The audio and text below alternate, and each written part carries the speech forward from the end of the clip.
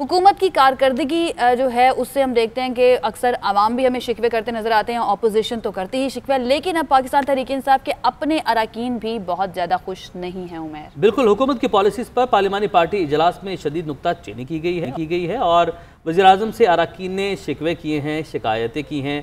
वज़ीरों मुशीरों के रवैये से तंग हुकूमती अरकान असम्बली ने दिल की भड़ास कल खूब निकाली। नूर आलम खान ने तो यहाँ तक कह दिया कि वज़ीर-ए-आज़म साहब मुशीर आपको सब्ज़ बाग दिखा रहे हैं। बिल्कुल, अवाम को आटा, दाल, चीनी कुछ भी नहीं मिल रहा, तमाम वज़रा का एहतसाब होना चाहिए, बड़ी बात उन्होंने कर दी है। अरकान असम्बली वज़ीर-ए-आज़म के सामने कल के इजलास में खुलकर बोले और शिकायत की कि हमारे काम नहीं हो रहे हैं, मुल्क में ब्यूरोक्रेसी की हुकूमत चल रही है। जबकि नजीब हारून जो है उन्होंने कराची प्लान पर बड़ी तनकीद की और ये कहा कि कराची में कोई काम नहीं हो रहा, सब झूठ बोला जा रहा है। K4 मनसूबा जो है वो भी मुकम्मल नहीं हुआ, ना ही नालों की सफाई जो है वो हो रही है।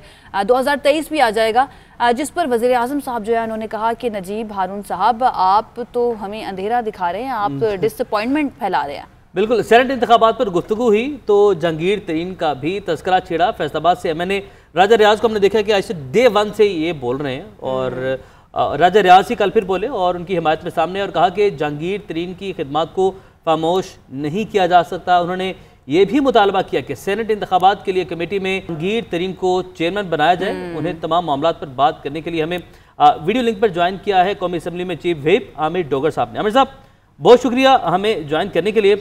सर, PTI के पार्लिमानी पार्टी के इजलास में एक बार फिर से टेक्नोक्रेट्स पर तनकीद की खबरें सामने आई हैं। नूर आलम खान ने तो वज़रा के एहतसाब का भी मुतालबा किया, वज़ीर-ए-आज़म का इस पर क्या रद्द-ए-अमल था? पार्लिमानी पार्टी की मीटिंग करने का बुनियादी मकसद ये होता है कि वज़ीर-ए-आज़म को एक फ़ीडबैक आवाम के मुंतखब नुमाइंदों से मिले कि मुल्क के अंदर हालात हाज़रा क्या हैं।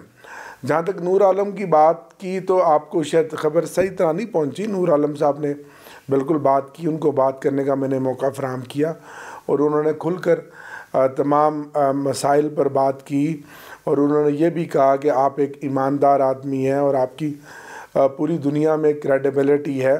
तो जब हम एहतसाब का नारा लगाते हैं और बड़ी पॉजिटिव उन्होंने बात की, तो इस तरह आपके वज़रा को भी एहतसाब के लिए अपने आप को पेश करना चाहिए, जो कि एक पॉजिटिव बात है। और उसके अलावा उन्होंने जहाँ तक टेक्नोक्रेट की बात है तो टेक्नोक्रेट पे कोई तनकीद इस हवाले से नहीं हुई, बल्कि ये बात हुई कि जी टेक्नोक्रेट्स अपनी जगह ज़ाहिर है। अगर आप अमेरिकन सिस्टम में देख लें तो वहाँ प्रोफेशनल्स होते हैं जिनकी एक टीम टेक्नोक्रेट की, जैसे टर्की का सिस्टम है, एक उनकी हुकूमत बनाती है और पार्लियामेंटेरियन के साथ मिल के वो आगे चलाते हैं। ज़ाहिर है अपनी अपनी फील्ड के जो एक्सपर्ट्स होते हैं उनकी भी ज़रूरत तो है और टेक्नोक्रेट्स की आइन के अंदर हमारे कॉन्स्टिट्यूशन में इजाज़त भी है। लेकिन ऐसा नहीं है कि भाई कोई टेक्नोक्रेट पे ऊपर कोई इस तरह की कोई ज़ातियात की कोई बात हुई हो। जनरल सी बात हुई कि जी टेक्नोक्रेट्स ठीक है काम कर रहे हैं, लेकिन लॉयल्टी लेवल को भी चेक कर लेना चाहिए कि बिल आखिर जो आपके पार्लियामेंटेरियन हैं वो आपके साथ रह जाते हैं और टेक्नोक्रेट्स की जो वाबस्तगियाँ हैं उसके ऊपर कोई बात हुई, लेकिन बड़ी पॉजिटिव माहौल में बात हुई। अच्छा आमिर साहब, सिंध से अरकान असम्बली पार्टी की जो तंजीम साजी हुई है उस पर तनकीद कर रहे हैं और कल के इजलास में नजीब हारून साहब ने कराची ट्रांसफॉर्मेशन प्लान पर भी तहफ़्फ़ुज़ात का इजहार कर दिया है। अब वो वज़रा जिनका ताल्लुक कराची से है, क्या उन्होंने कोई यकीन दहानी करवाई है कि इस मामले पर तवज्जो दी जाएगी और इसको हल किया जाएगा, कराची ट्रांसफॉर्मेशन प्लान जो है उस पर अमल दरामद किया जाएगा?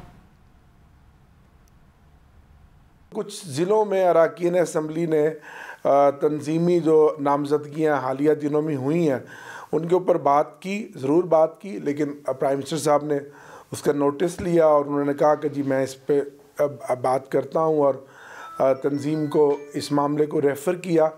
और कराची के ऊपर K4 प्रोजेक्ट की अब तक की जो प्रोग्रेस है उसके ऊपर असद उमर साहब ने बड़ी तफसील से बात की और उसके साथ साथ ही फिर नजीब हारून साहब जो उसके कोऑर्डिनेटर हैं हुकूमत वफाक की तरफ से, उन्होंने बात की और उन्होंने मसाइल बयान किए कि अब तक जो उसकी रुकावट उस प्रोजेक्ट को ग्राउंड लेवल पे इम्प्लीमेंटेशन में जो रुकावटें हैं और जो उसके साथ 5, 6, 7 अलाइज डिपार्टमेंट्स हैं, उसमें पावर मिनिस्ट्री है, उसमें पोर्ट्स एंड शिपिंग है, उसमें सिंध हुकूमत है, तो वो अपने तौर पर उन्होंने जो इश्यूज़ थे, जो बॉटल नेक्स थे, उनको रिजॉल्व करने की बात की और अब तक की कारकर्दगी की भी बात की और बड़ी अच्छी उन्होंने गुफ्तगू की। और यही एक जमहूरियत का हुस्न है कि आप तनकीद भी करते हैं और तनकीद नहीं होती बल्कि तनकीद बराए तामीर होती है, उसमें आप तजावीज़ भी देते हैं, पॉजिटिव तजावीज़ भी देते हैं।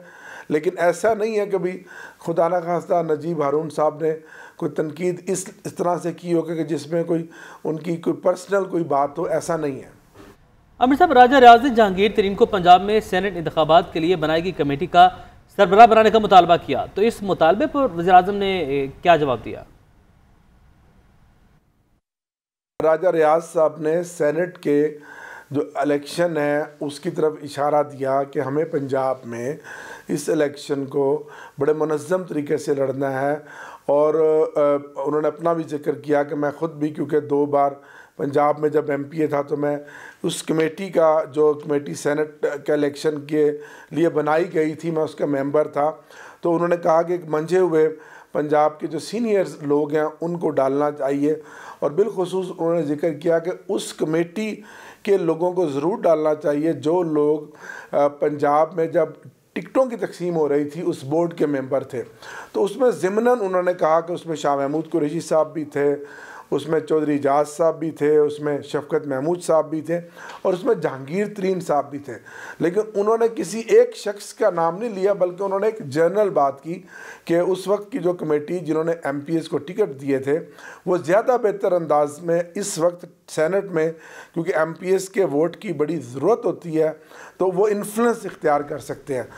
ठीक है, आमिर डोगर साहब हमारे साथ मौजूद थे और उनका ये कहना है कि जमहूरियत का हुस्न ही यही होता है कि शिकायत भी की जाती हैं और तनकीद बराए तनकीद नहीं होती बल्कि तनकीद बराए इस्लाह होती है ताकि परफॉर्मेंस जो है उसको बेहतर बनाया जा सके। डेफिनेटली इसी तरह का जवाब हम एक्सपेक्ट भी कर रहे थे।